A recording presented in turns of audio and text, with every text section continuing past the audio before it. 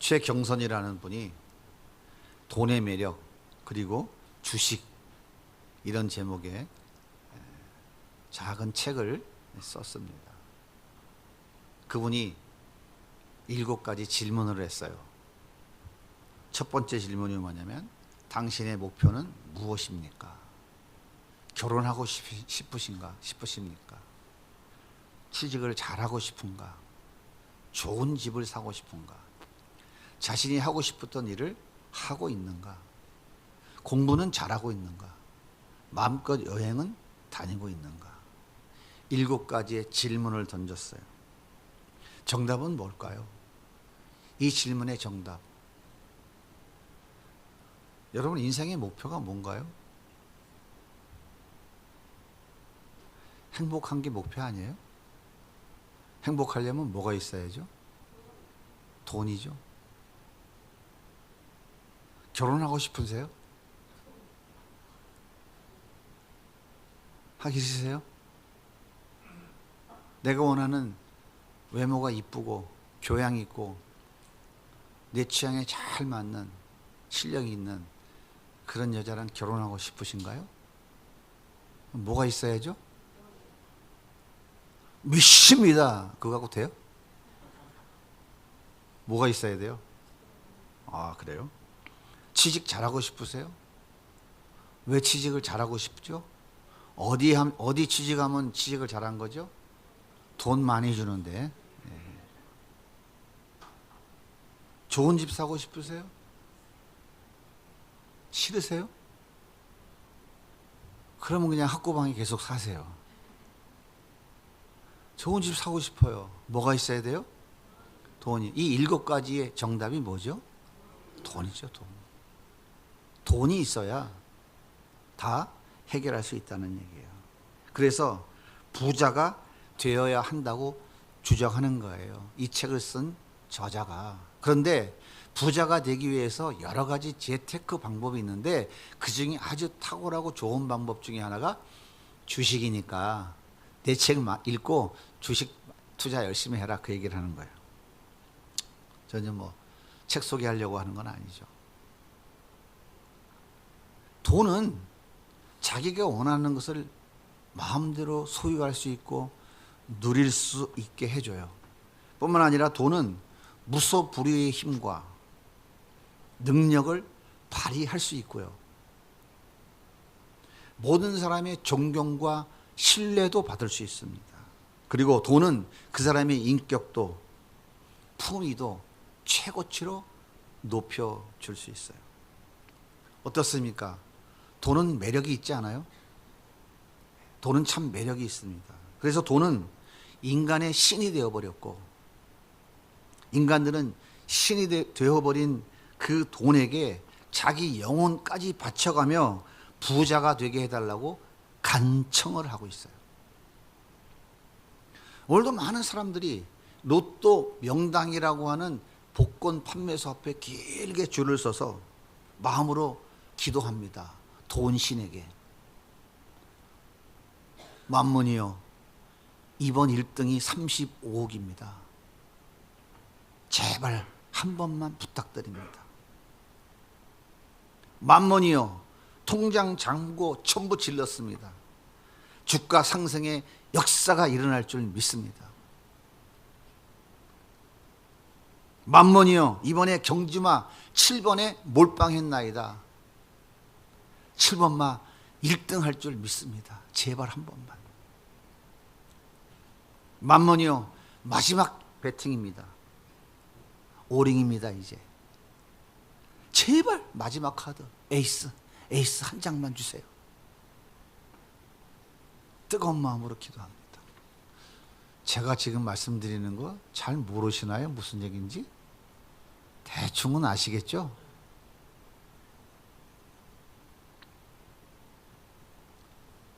저는 부자가 좋습니다. 정말 저는 부자 되기를 소원했던 사람이에요. 여러분도 부자가 좋죠? 거룩하신 분들은 대답을 안 하시는군요. 부자 되지 마세요. 그런데 부자에는 두 종류가 있어요. 진짜 부자가 있고 가짜 부자가 있어요. 하나님 오늘 우리에게 주시는 말씀을 통해서 우리 성도님들은 진짜 부자가 되는 복을 받기를 정말 축복합니다. 진짜 부자. 오늘 본문은 예수님께서 소아시아 7교회 중에서 두 번째 교회인 서머나 교회에 보내는 편지예요. 서머나 교회는 한마디로 말해서 핍박받는 교회였습니다. 로마 제국의 정치가이며 역사가인 타기투스라고 하는 사람이 그의 연대기에 이런 내용을 기록했어요. 기독교인들이 네로의 어두운 정원을 밝히는 연료로 사용되고 있었고 그 모습을 함께 즐기는 자들을 위해서 그 정원에서 서커스 공연이 이루어지고 있었다. AD 54년 네로의 통치가 시작되면서 기독교에 대한 극심한 박해가 시작되었어요. 당시에 길드라고 하는 상인들의 연합 조직이 있었습니다. 세계에서 공부할 때 고등학교 때 배웠던 기억이 안 나요. 길드 기억나시죠? 안 나도 괜찮아요. 아무 상관없어요. 이들은 사업의 번창을 위해서 제사를 자주 드렸습니다. 그런데 기독교인들은 우상 제사를 드리지 않기 때문에 이 길드라고 하는 조합에 가입하지 않았어요. 그리고 조합에 가입하지 않으니까 회비도 내지 않았습니다. 그러자 이 길드가 조직적으로 기독교인들이 장사를 못하도록 방해를 했고 철저히 방해를 했어요. 그러다 보니까 이들은 점점 밥 먹고 살기도 어려운 궁핍에 처해지게 되었고 계속해서 이런저런 이유로 재산을 몰수당하는 일도 생겨나기 시작했습니다. AD 26년 티베리우스가 황제 신전을 세우기 위해서 11개의 도시를 심사했어요. 그래서 그 중에 한 도시를 선정해서 신전을 지었는데 그 도시가 바로 서머나였습니다. 그런데 그 충성스러운 도시 서머나에 살고 있는 기독교인들이 황제 섬기기를 거부하고 황제 신전에 내야 하는 종교세도 내지 않고 그렇게 버티고 있으니 기독교 박해는 점점 더 거칠어질 수밖에 없었던 것이죠. 그런데 네로의 뒤를 이은 도미티안 황제가 자신을 아예 신으로 생각했어요. 아예 신으로. 그래서 자신을 신처럼 숭배하지 않는 자들을 잔인하게 죽여버렸고 유배시켜버렸어요. 그래서 우리가 잘 아는 사도 요한이 이때 반모섬에 유배를 당하게 된 것입니다.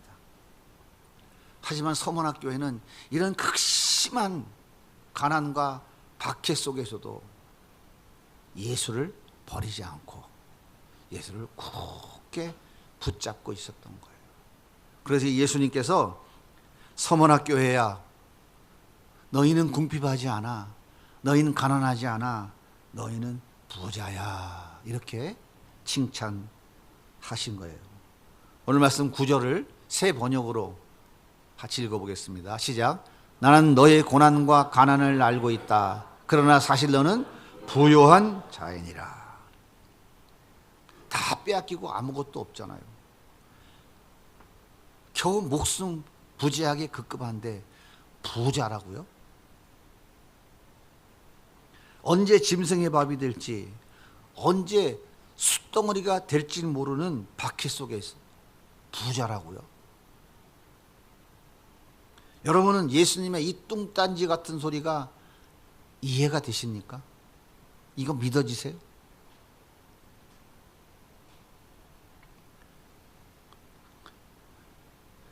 예수님께서 서머나 교회를 향하여 부자라고 칭찬하신 이유가 뭘까요?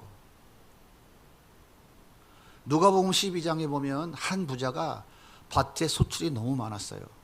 야, 이거 정말 농사가 너무 잘 되는데 이 많은 곡식을 다 어떡하지? 그러다가 창고를 더 크게 짓자. 그래서 큰 창고를 짓고 그 소출을 갖다 잔뜩 쌓았어요.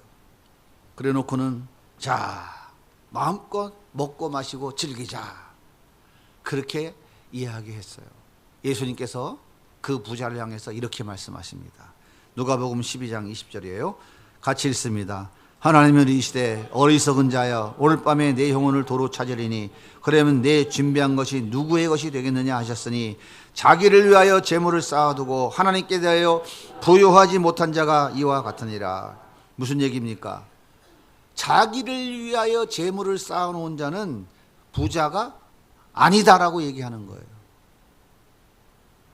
계시록 3장 17절입니다. 같이 읽을게요.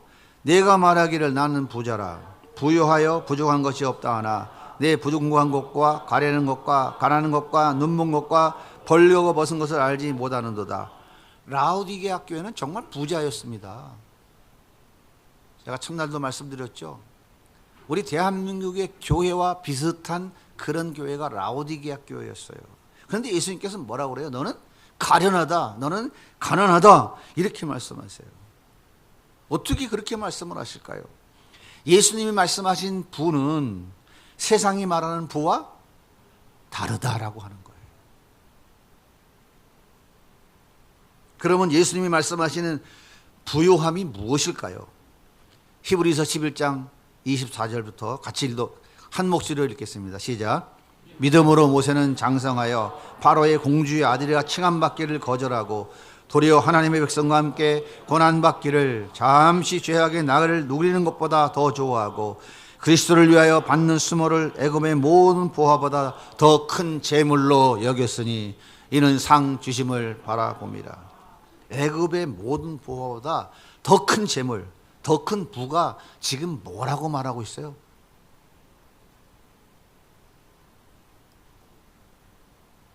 대답하기 싫으세요? 시력이 갑자기 나빠지셨나요? 방송실에서 시력 보호를 위해 얼른 자막을 바꿔버렸네요. 너무 감사하네요. 그리스도를 위해 받는 수모, 학대, 핍박, 모욕, 불이익, 멸시, 천대. 그러니까 예수님 때문에 손해보는 것이 재물이고 예수님을 믿음으로 당하는 환난이 재물이고 예수님께 순종하기 위해 물질적으로 손해보는 것이 재물인데 이 세상에 어떤 비와 부와 비교될 수 없는 큰 재물이라고 지금 말씀하고 있는 거죠. 그래서 예수님께서 환난과 궁핍당하고 있는 이 서머나 교회를 향하여 네가 부자야, 넌 진짜 부자야 그렇게 칭찬하고 계신 거예요. 고린도전서 3장 21절을 같이 읽어보겠습니다. 시작. 그런데 누구든지 사람을 자랑하지 말라. 만물이 다 너희 것임이라. 바울이나 아볼로나 게바나 세계나 생명이나 사망이나 지금 것이나 장래 것이나 다 너희 것이요 너희는 그리스도의 것이요 그리스도는 하나님의 것입니다. 보세요. 예수님께서 뭐라고 그래요? 모든 만물이 누구 거라고요? 너희 거라고 그러잖아요. 고린도 교회 성도들, 예수 믿는 자들, 그들을 향하여 야, 만물이 다 너희 거야. 너희 바울파, 게바파, 아볼로파, 그리스도파 따지지 마. 바울도 게바도 아볼로도 다 너희 거라니까. 그리고 세계도, 이 온 세상도, 생명도, 사망도, 장래 것, 지금 것 다 너희 것이야. 그것을 한마디로 표현하면 만물이 다 너희 것이야 라고 예수님이 지금 말씀하고 있는 거예요. 무슨 말입니까? 이 세상 모든 만물의 주인은 누구예요? 예수님이죠. 그렇다면 예수님을 소유한 여러분이 이 세상 만물의 주인 아닌가요? 예수님이 있는 사람은, 예수님을 소유한 사람은 세상 만물의 주인이라니까요. 잘 안 믿어지시죠? 무슨 뚱딴지 같은 소리를 예수님도 하고 저 목사도 하고 앉았네. 이게 성경의 진리인 거예요.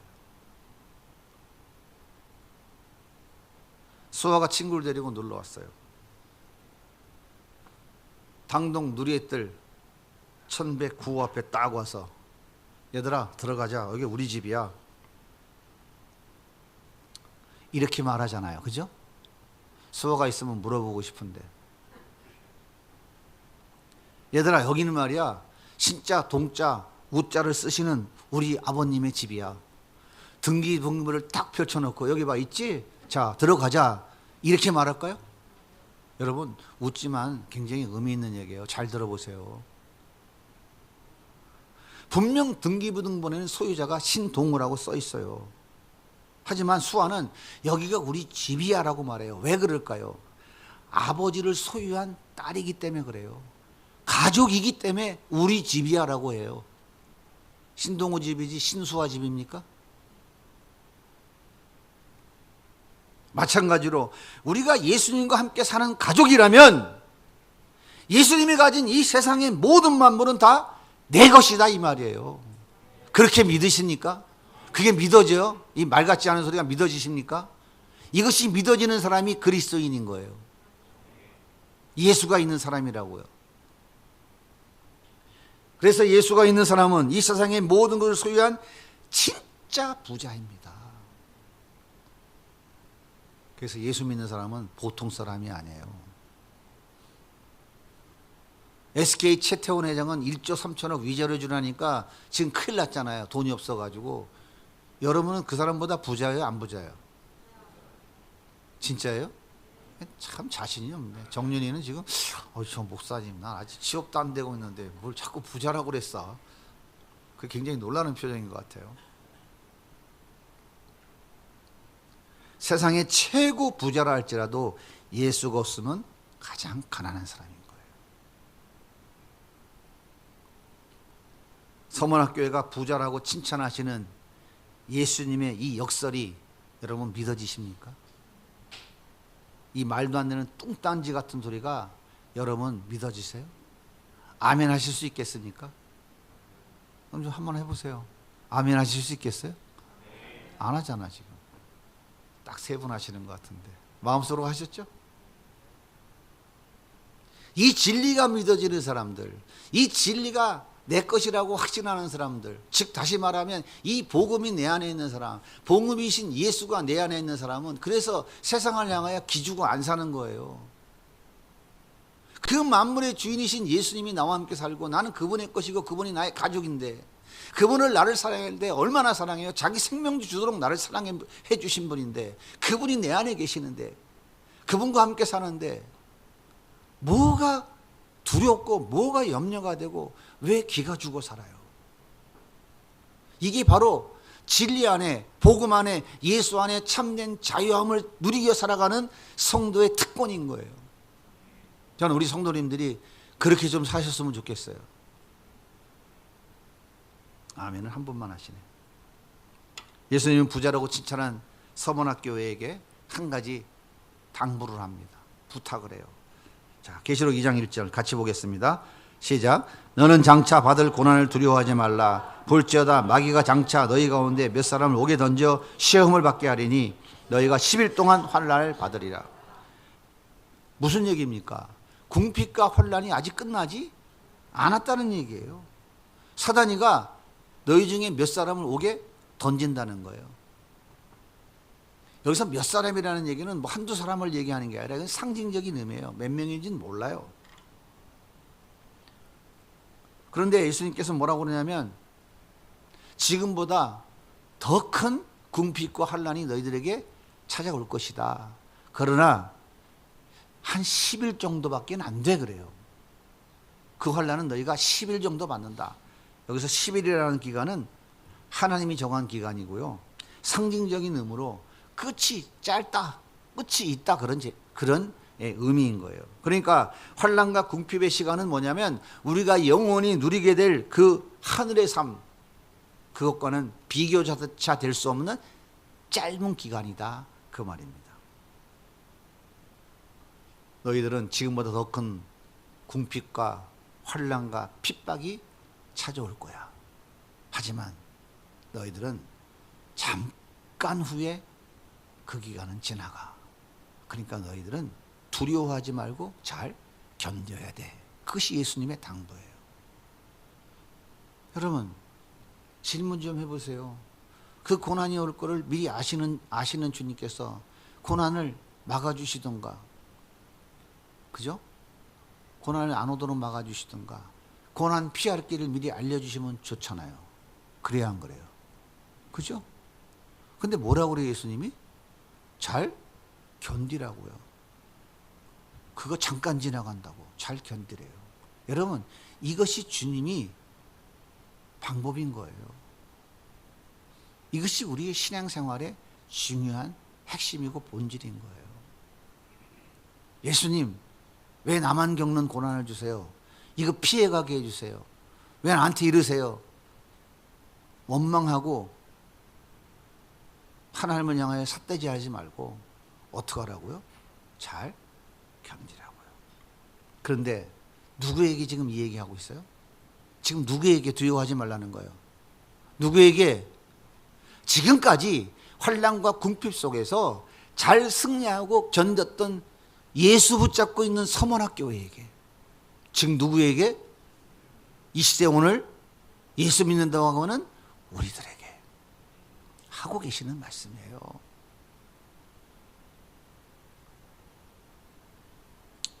사랑하는 서문학교회야, 많이 힘들고 어렵지? 얼마나 춥고 배고프니? 내가 너의 궁핍을, 환난을 잘 알고 있어. 그런데 그 시간은 10일, 아주 짧은 시간이야. 그러니까 두려워하지 말고 잘 견뎌야 돼. 예수님이 지금 정말 사랑의 마음으로 간곡하게 당부하고 계신 거예요. 오늘도 세상은 우리에게 묻습니다. 지금도 묻고 있어요. 너 목표가 뭐야? 너 인생의 목표가 뭔데? 너 결혼하고 싶지? 취직 잘하고 싶지? 자막도 올려주세요. 좋은 집도 사고 싶지?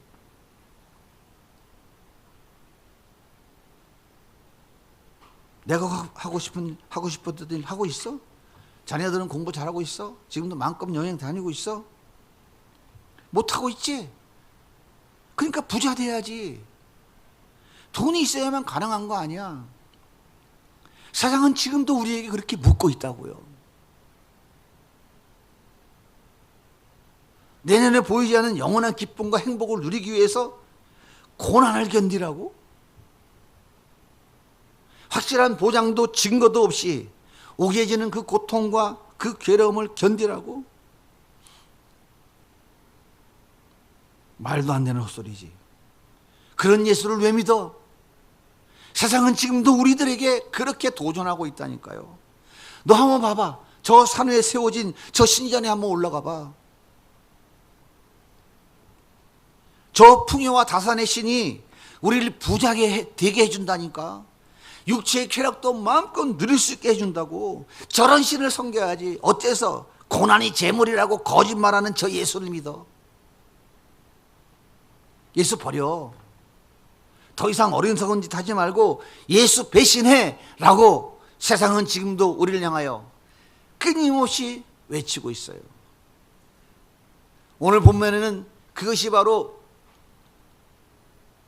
사단이라고, 유대인이 회라고 이야기하고 있는 거예요.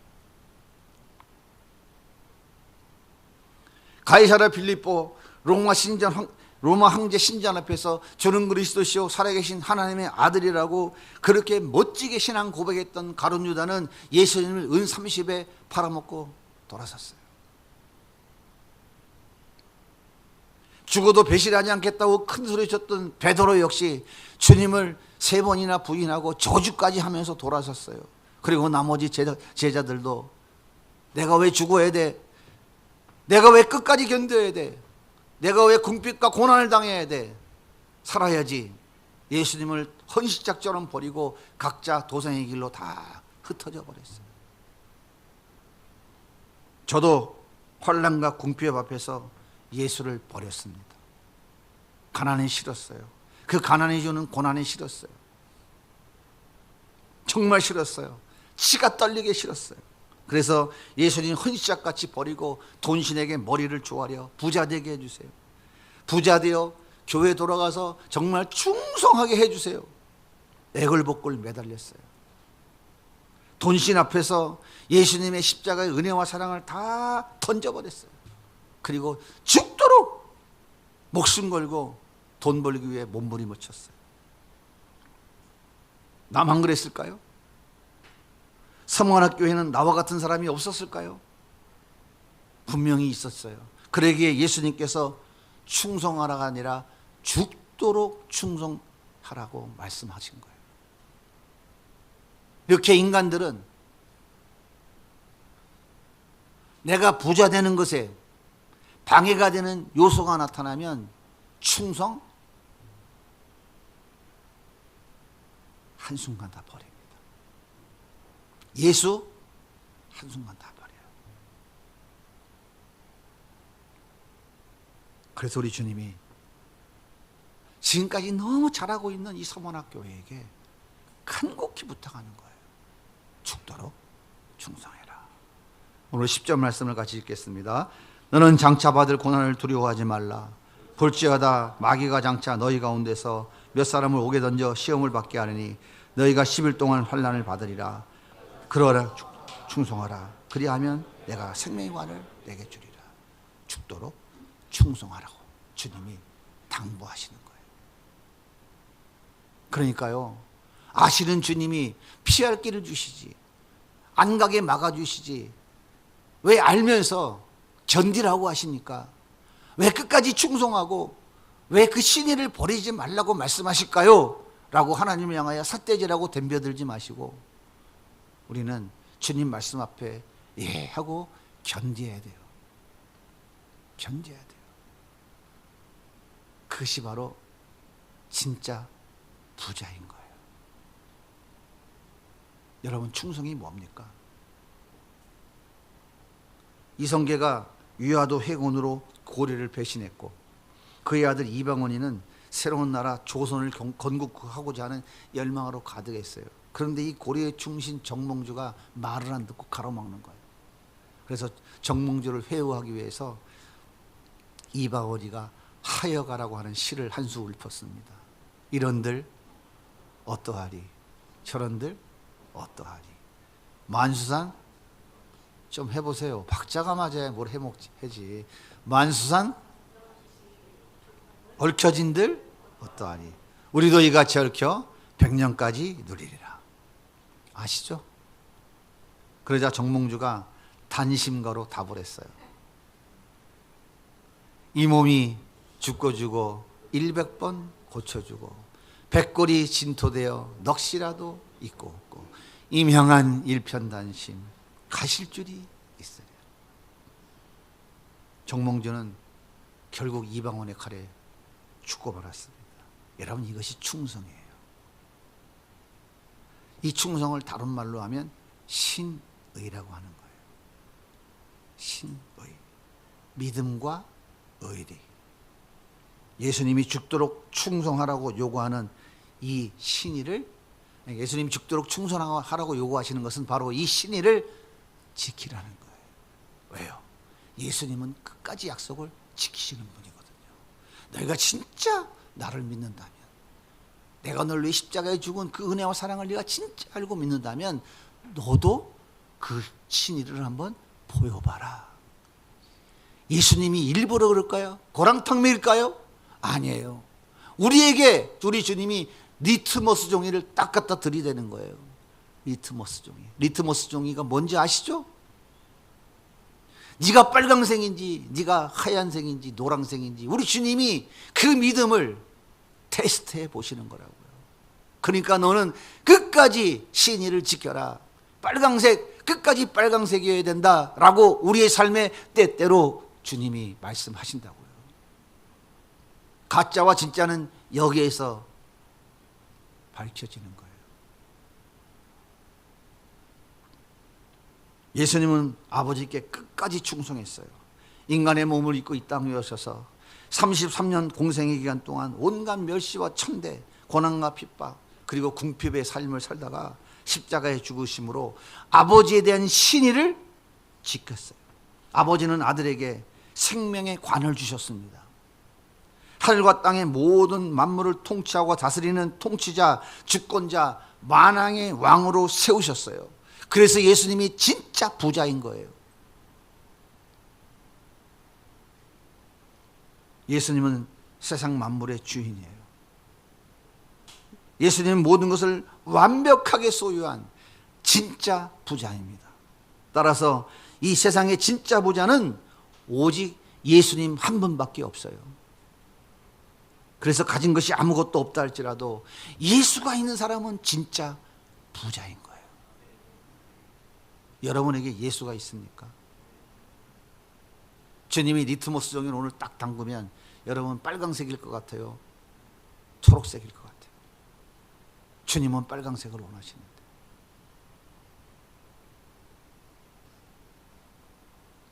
사도 요한의 뒤를 이어 서문학교에 담임 목사로 섬기던 폴리갑은 온몸이 꽁꽁 묶여 높은 장작더미 위에 세워졌습니다.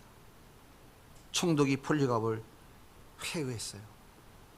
당신은 이 수많은 사람들에게 존경받는 사람인데 나는 당신을 죽이고 싶지 않소. 당신이 예수 그리스도를 부인하고 가이사가 나의 주인이라고 한 번만 인정하면 살려주겠소. 그러자 폴리갑이 예수님은 지난 80년 동안 단 한 번도 나를 모른다고 부인하거나 외면한 적이 없었소. 그런데 어떻게 내가 그분을 부인할 수 있겠소?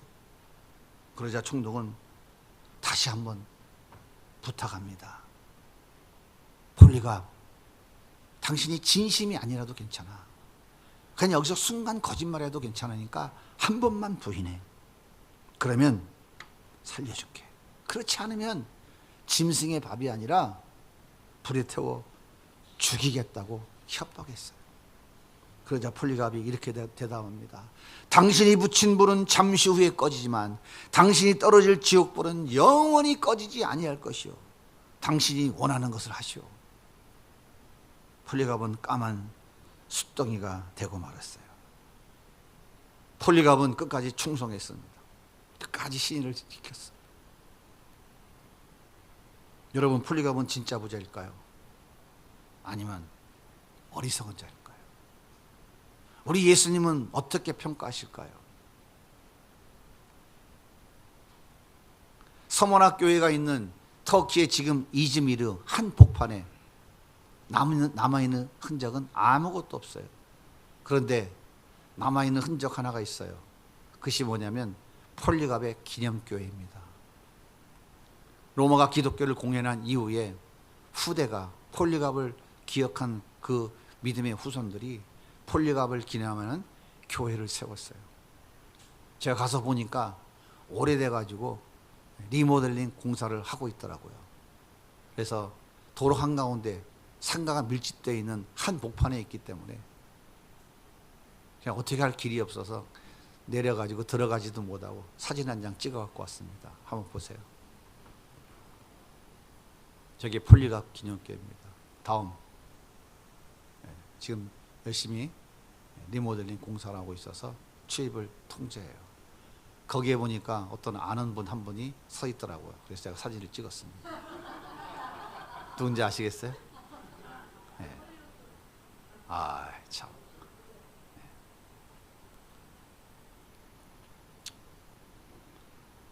예수님은 끝까지 신의를 지킨 진짜 부자에게 생명의 관을 주시겠다고 약속하셨습니다. 생명의 관은 성도가 죽어서 천국에 가면 받는 거예요. 생명의 관은 천국의 주인이 씌워주시는 겁니다. 이 관은 면류관 또는 왕관이라는 뜻이에요. 따라서 생명의 관을 주시겠다는 것은 왕으로 만들어 주겠다라는 뜻이에요. 예수님이 왕이 되신 것처럼 끝까지 충성하는 자, 신의를 버리지 않는 자를 왕으로 만들어 예수님과 함께 세상을 다스리는 진짜 부자가 되는 복을 주시겠다고 약속하신 것입니다. 사랑하는 여러분, 우리가 추구하는 부는요, 잠시 있다가 소멸됩니다. 영원하지 않아요. 제 아무리 많이 가졌다 할지라도 만족하지 못해요. 그래서 쌓고 또 쌓고 또 쌓다가 결국에는 욕심이 잉태하여 죄를 낳고 죄가 장성하여 사망에 이르는 멸망의 길로 갈 수밖에 없어요. 그래서 예수 없는 부자는 가장 가난한 자이며 가장 불쌍한 자입니다. 하지만 진짜 부자이신 그 예수를 소유한 부자는 주님이 주신 그 물질을 가지고 자기 이름을 높이고 자기 의의를 쌓는데 사용하지 않습니다. 예수 있는 진짜 부자는 자기에 있는 재물이 예수님이 것인 줄 알기 때문에 그 재물로 예수 이름을 높이고 예수를 증거하는 일에 아낌없이 쏟아붓습니다. 그럼에도 불구하고 놀라운 사실은 부정함 없이 날마다 더욱 채워진다는 사실이에요. 그래서 진짜 부자는 절대 망하지 않습니다. 아니, 망할 수가 없죠. 예수님이 망하지 않는 한 망할 수가 없는 거예요. 여러분, 진짜 부자가 되고 싶으십니까? 이 땅에서 예수님이 주시는 복을 누리며 살다가 영원한 나라에서 생명의 면류관을 소유하는 진짜 부자가 되고 싶다면, 나의 죄를 대신 갚아주시고 하나님의 자녀가 되게 해주신 예수님, 영원한 하나님 나라를 선물로 주신 예수님, 그 예수님께 끝까지 충성해야 돼요. 끝까지 믿음과 의리를 지켜야 돼요. 신의를 지켜야 됩니다.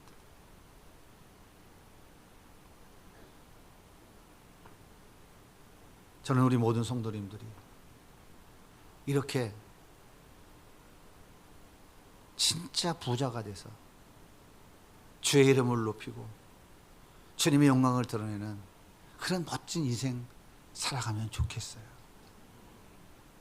잠시 있다가 소멸되어지는 그 불을 향하여 예수를 버리고 십자가를 버리는 어리석은 가난한 자의 길이 아니라, 고난이 오고 핍박이 오고 하나님의 나라를 어떤 리트머스 종에다가 집어넣는다 할지라도 끝까지 그분을 향한 신의를 지켜가는, 그래서 그분으로 하여금 오른손에 붙잡혀서 그분의 것을 마음껏 부여받아서 그분의 이름을 높이고 그분을 높이고 그분을 자랑하는 멋진 인생을 살아가는 진짜 부자가 되기를 정말 소원합니다. 정말 그렇게 되기를 소원합니다.